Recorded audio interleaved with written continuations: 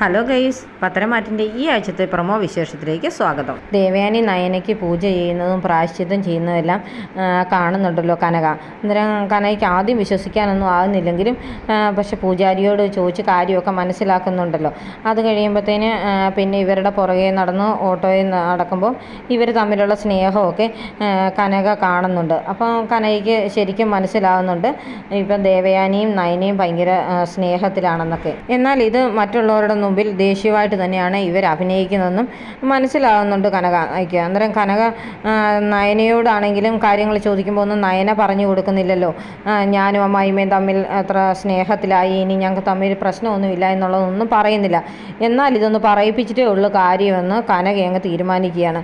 കനക ഗോവിന്ദനോട് കാര്യങ്ങളൊക്കെ പറഞ്ഞായിരുന്നല്ലോ, ഇവർ അമ്മായിമ്മയും മരുമോളും ഇപ്പം ഭയങ്കര സ്നേഹത്തിലാണ്, പക്ഷെ അത് ആരുടെ മുമ്പിൽ അറിയിക്കാതെ ഇവർ സ്നേഹിക്കുകയാണെന്നൊക്കെ അറിയിച്ചായിരുന്നു. അന്നേരം പിറ്റേ ദിവസത്തേക്ക് 7-ാം മാസത്തെ ചടങ്ങിന് കൊണ്ടുപോകാനുള്ള പലഹാരങ്ങളൊക്കെ ഉണ്ടാക്കുകയാണ് കനക. അപ്പം ഗോവിന്ദന് അടുത്ത് ചെന്ന് സംസാരിക്കുന്നൊക്കെ ഉണ്ട്. അപ്പം കനക പറയുന്നുണ്ട്, എന്തായാലും ഈ പ്രാവശ്യം നവ്യ മോളെ ഇങ്ങോട്ട് കൊണ്ടുവരുന്ന കൂട്ടത്തിൽ തന്നെ നയന മോളെയും കൂടെ നമുക്ക് ഇങ്ങോട്ട് വിളിച്ചുകൊണ്ട് വരണമെന്ന് പറയും. അതെന്തിനാ അവളെ അങ്ങനെ വിളിച്ചുകൊണ്ട് വരുന്നെന്ന് ഗോവിന്ദൻ ചോദിക്കുന്നുണ്ട്. മോളെ കൊണ്ടുവരേണ്ട ആവശ്യമുണ്ടോയെന്ന്.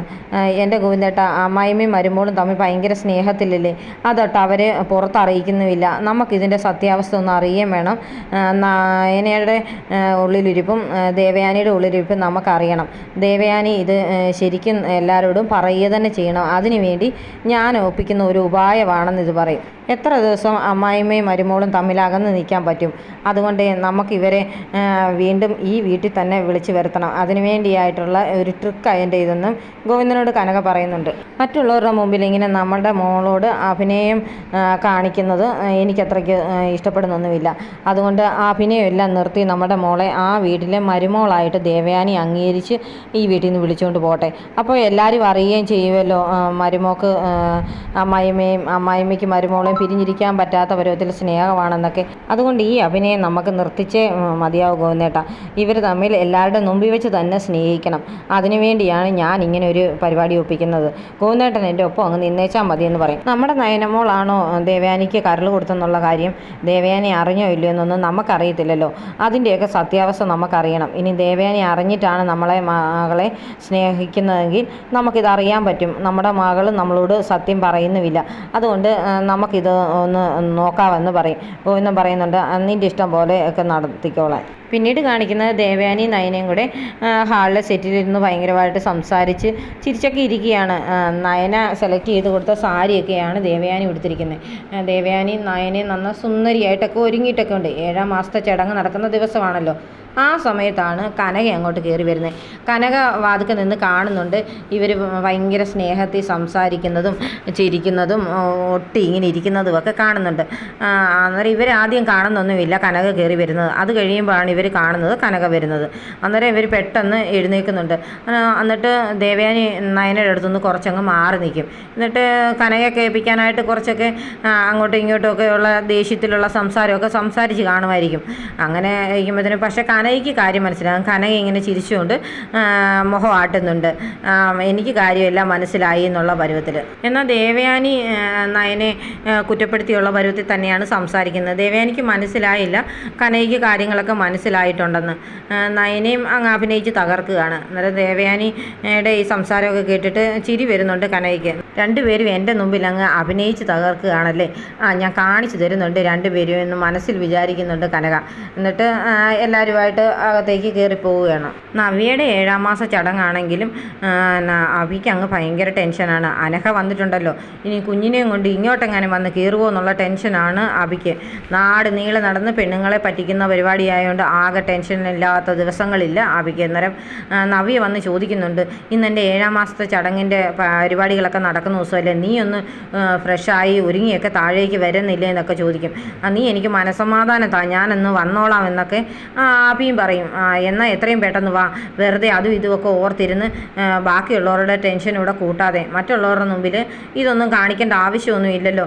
നിനക്ക് എന്നോട് എന്ത് വെറുപ്പുണ്ടെങ്കിലും ഈ ചടങ്ങിന് നീ വന്നിരുന്നേ പറ്റത്തുള്ളൂ, അല്ലേ എൻ്റെ സ്വഭാവം മാറുമെന്നൊക്കെ നവ്യ പറഞ്ഞ് ഭീഷണിപ്പെടുത്തുന്നുണ്ട് നാഭിയെ. എന്തായാലും സമയമായപ്പോഴത്തേന് ആവി ഒരുങ്ങി നവ്യയും കൊണ്ട് താഴേക്ക് വരുന്നുണ്ട്. നല്ല സുന്ദരിയായിട്ട് ഒരുങ്ങിയിട്ടുണ്ട് നവ്യ.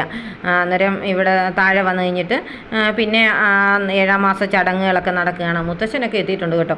എന്തായാലും എല്ലാവരും കൂടെ നല്ല രീതിയിൽ ആ ഫങ്ഷനൊക്കെ നടത്തി കഴിയുമ്പോഴത്തേന് പിന്നെ കനക പറയുന്നുണ്ട്, എന്തായാലും നവ്യ മോളെ കൊണ്ടുപോകുന്ന കൂട്ടത്തിൽ ഞാൻ നയന മോളെയും കൂടെ കുറച്ച് ദിവസത്തേക്ക് വീട്ടിലേക്ക് കൊണ്ടുപോകാമെന്ന്. അത് കേൾക്കുമ്പോഴത്തേന് ദേവയാനി അങ്ങ് വല്ലതാകുന്നുണ്ട്. നയനയ്ക്കും ഭയങ്കരമായിട്ട് സങ്കടം വരും. പക്ഷേ ഒന്നും പറയാൻ പറ്റത്തില്ലല്ലോ രണ്ടുപേർക്കും. മറ്റുള്ളവരുടെ മുമ്പിൽ ഭയങ്കര അഭിനയമല്ലേ കാഴ്ചവെക്കുന്ന രണ്ടുപേരോടെ. അന്നേരം സ്നേഹത്തിലാണെന്ന് അറിയത്തില്ലാത്ത കാരണം ഒന്നും പറയാൻ പറ്റാതെ നിൽക്കുകയാണ് നയനയും ദേവയാനിയും. ഇതൊക്കെ കണ്ട് രസിച്ച് നിൽക്കുന്നുണ്ട് കനകയ്ക്ക് മനസ്സിലാകുന്നുണ്ട് ഇവർക്ക് രണ്ടുപേർക്കും വിഷമമായിട്ടുണ്ട്. എന്നാൽ ഇതൊട്ട് ആരോടും പറയാതെ നിൽക്കുന്നതാണ്. പക്ഷേ ആദർശ് ഇതൊന്നും അറിയുന്നില്ല. ആദർശ് അവർക്കും നയനയുടെ സങ്കടം ആദർശിനെ പിരിഞ്ഞു പോകുന്നതിനെ കൊണ്ടായിരിക്കുമെന്ന്. പക്ഷേ ദേവയാനി പിരിയുന്നതെന്നുള്ള കാര്യമാണ് നയനയ്ക്ക് ഇത്രയോ സങ്കടമാകുന്നത്. അവസാനം മനസ്സില്ലാ മനസ്സോടെ നയന അമ്മയുടെയൊക്കെ കൂടെ പോവുകയാണ്. തിരിഞ്ഞ് നോക്കിയാണ് പോകുന്നത്. ചങ്ക് തകരുന്ന പരുവത്തിലാണ് ദേവയാനി നോക്കി നിൽക്കുന്നത്. ദേവയാനിക്ക് തിരിച്ച് വിളിക്കാൻ ഒരു വഴിയുമില്ലല്ലോ. നയനയ്ക്കാണെങ്കിൽ പോകുന്നില്ല എന്ന് പറയാനും പറ്റത്തില്ല. അവസാനം ആദർശേട്ടാന്നൊക്കെ പറഞ്ഞിട്ട് വണ്ടിയിൽ ചെന്ന് കയറുന്നുണ്ട് നയന. അത് നോക്കി നിൽക്കാൻ പോലും വയ്യാത്ത രീതിയിൽ നിൽക്കുകയാണ് ദേവയാനി.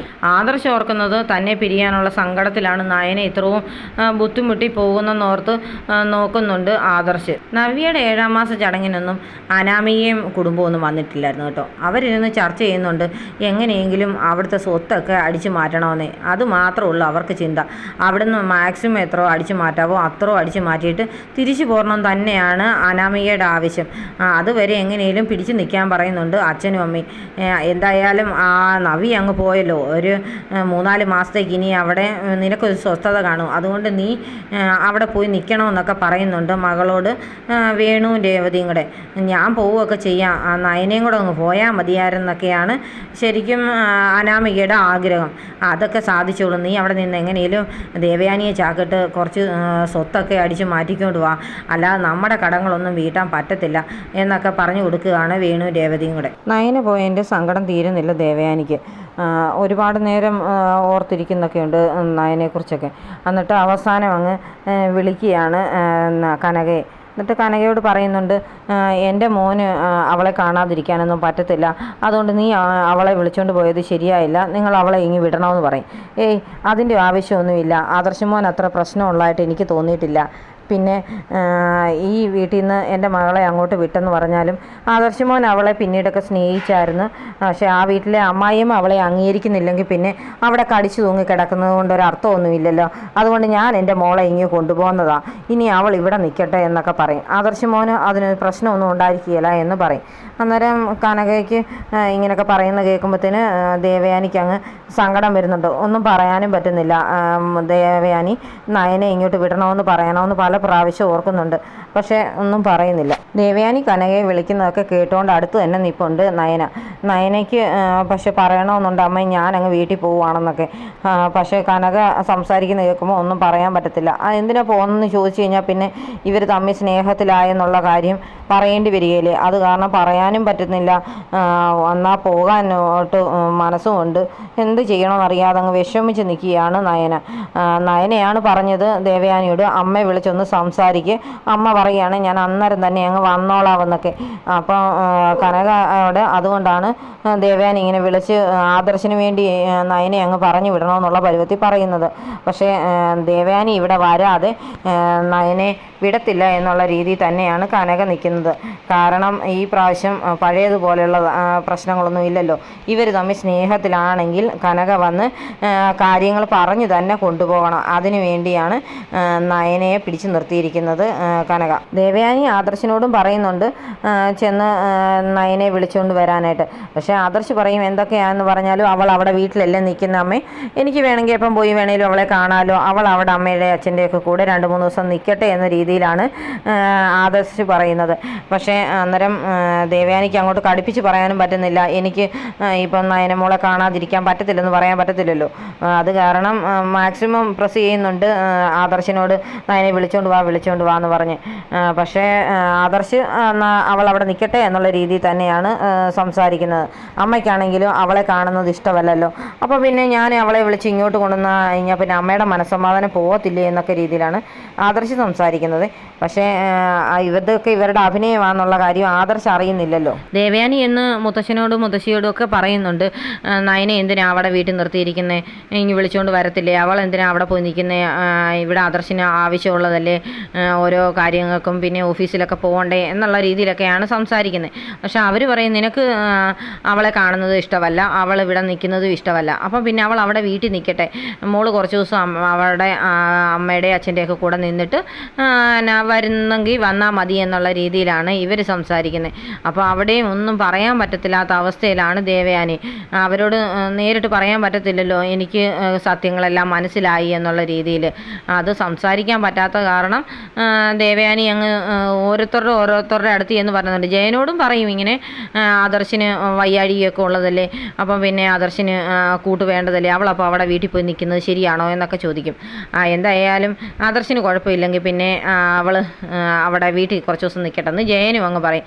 അറ്റ കൈക്കാണ് ദേവയാനി കനകയെ വിളിച്ച് കാര്യങ്ങൾ പറഞ്ഞത്. പക്ഷേ കനകയും ഒട്ടും അയയുന്നില്ല. നയനയ്ക്കും ദേവയാനിക്കുമാണെങ്കിൽ ഭയങ്കര സങ്കടം. അമ്മയും മോളും ഒന്ന് സ്നേഹിച്ചൊക്കെ വന്നതല്ലേ ഉള്ളൂ, പിരിഞ്ഞിരിക്കാനേ പറ്റുന്നില്ല ദേവയാനിക്ക് മരുമോളെ. ആരും നയനെ വിളിച്ചുകൊണ്ട് വരുന്നില്ല എന്നറിയുമ്പോൾ അവസാനം ദേവയാനി തന്നെ അങ്ങ് കനകയുടെ ഒക്കെ വീട്ടിലേക്ക് ചെല്ലുകയാണ്.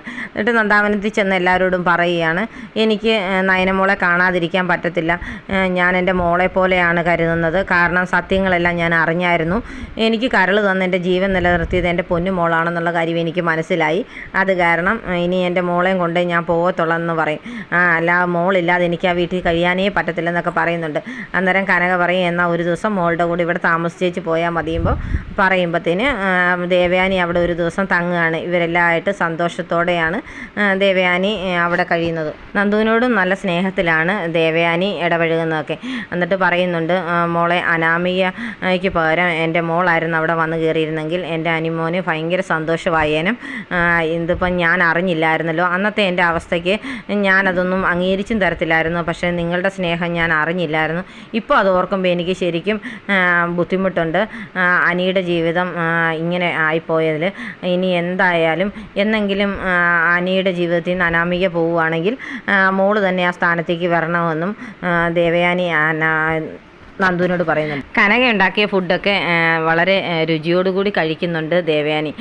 നേരത്തെ ആണെങ്കിൽ ദേവയാനി അവിടെ വന്നു കഴിഞ്ഞാൽ പിന്നെ ഒരു പച്ചവെള്ളം പോലും കുടിക്കത്തില്ലായിരുന്നല്ലോ. ഈ പ്രാവശ്യം എന്നാണേലും വരുമ്പോൾ ഇവരോടുള്ളതൊക്കെ സ്നേഹമായി കഴിഞ്ഞപ്പോഴത്തേന് കനക ഉണ്ടാക്കിയ ഫുഡൊക്കെ നന്നായിരിക്കുന്നു എന്നുള്ള രീതിയിൽ പറഞ്ഞിട്ടൊക്കെയാണ് ദേവയാനി ഇത് കഴിക്കുന്നത്. എന്നിട്ട് ഇവരെല്ലായിട്ട് വളരെ സന്തോഷത്തിൽ അവിടെ കഴിയുകയാണ്. ഇനി വരുന്ന എപ്പിസോഡുകളിലൊക്കെ ഇതിലും മനോഹരമായ ദൃശ്യങ്ങളൊക്കെ ആയിട്ട് നമുക്ക് വീണ്ടും കാണാം.